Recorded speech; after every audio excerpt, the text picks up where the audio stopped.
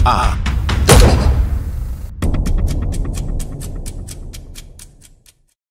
programang ito ay sadyang sinadya upang maihanda ang isang sumukong kasapi ng New People's Army at Communist Party of the Philippines sa kanyang pagbabalik mainstream society.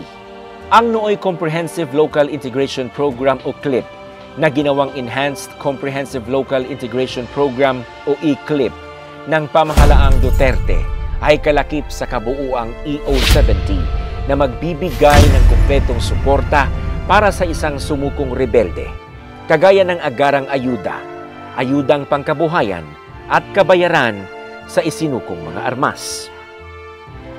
Aabot sa 3 buwan o mahigit pa ang proseso bago matanggap ng isang sumukong rebelde ang mga ayudang ito. Kaya nararapat lamang na sila ay ibahay sa isang halfway house. Sa halfway house, kagaya ng nangyari sa Davao Oriental, isa sa ilalim sa loob ng 3 buwan ang mga sumukong rebelde sa isang kumpletong pagpapagaling at holistic rehabilitation sa isang ligtas at kaaya-ayang lugar upang bumalik man sila sa kanilang pinanggalingang mga komunidad, ay handang-handa sila.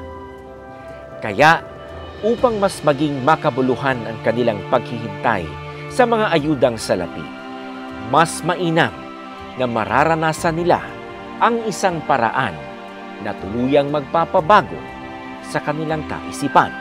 Ang konseptong ito ay galing sa MBRLC na matatagpuan sa Barangay Kinuskusan, Bansalan, Davao del Sur. At ito ay ang Baptist Out of School Training o BOOST.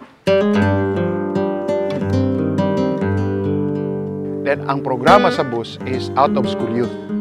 Ang target ani kadtong mga bata nga wala makaadto sa school, dili makapadayon sa pag-eskwela, unya dili mahimong babag ang ilahang kapobrehon para sa pagtabang sa ilang kaugalingon in connection sa kalambuan sa ilang pamilya ug sa komunidad.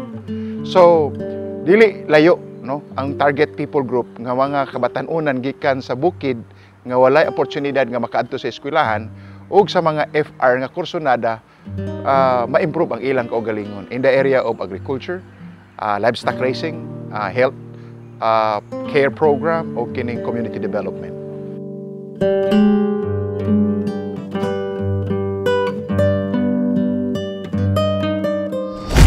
Dahil sa alok noon ng national government sa pagsuko ng mga rebelding New People's Army, ay dumami nga ang nakumbinsing sumuko sa 39th Infantry Battalion na kadalasan ay sa Davao del Sur kumikilos. Sa kanilang paghihintay ng mga ayuda, problema ng nabanggit na batalyon, saan sila maghihintay?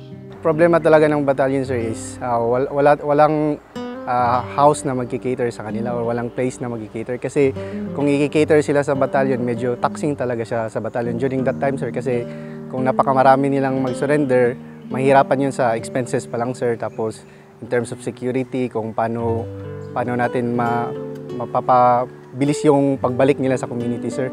Kasi during that time, sir, yung gusto talaga ni Sir Karandang nun is ma-mainstream yung mga former rebels at mabalik talaga sila sa community, tapos ma-normalize na yung mga buhay nila, sir.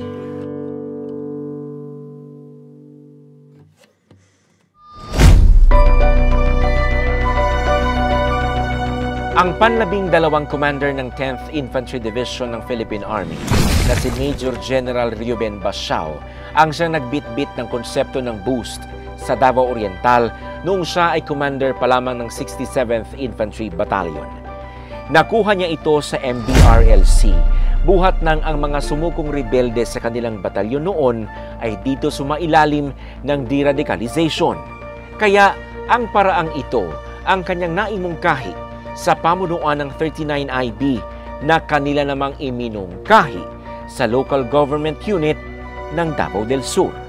Naniniwala kami na kahit maganda ang panimula ng binigay ng mga sundalo para makahikayat ng maraming rebelding sumuko sa pamahalaan, tanging ang local government units lang ang may sapat na kakayahan para mapagpatuloy ang mga programa ng pamahalaan na ating pinangako sa kanilang pagsuko. Pagkatapos magpirmahan ng Memorandum of Agreement sa Kapitolyo ng Davao del Sur, siniguro ng 39th Infantry Battalion na maipasa ang pangangasiwa ng programang Tupad Pangako Program sa lokal na gobyerno ng Davao del Sur upang maisiguro ang success and of course yung partisipasyon ng bawat ahensya ng gobyerno para matulungan ang dati nating mga kababayan na naligaw ng landas.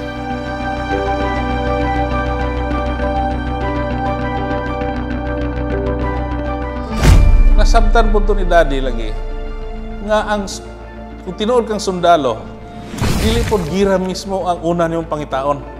Actually, ang sundalo, ang una nilang pangitaon, peace. Wala yung sundalo niyang gusto mangita gira, oy.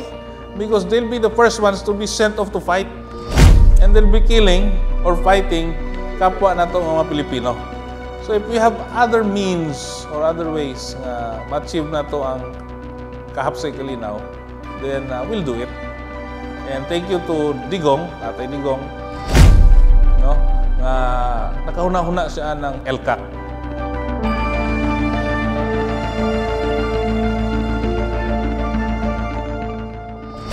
This is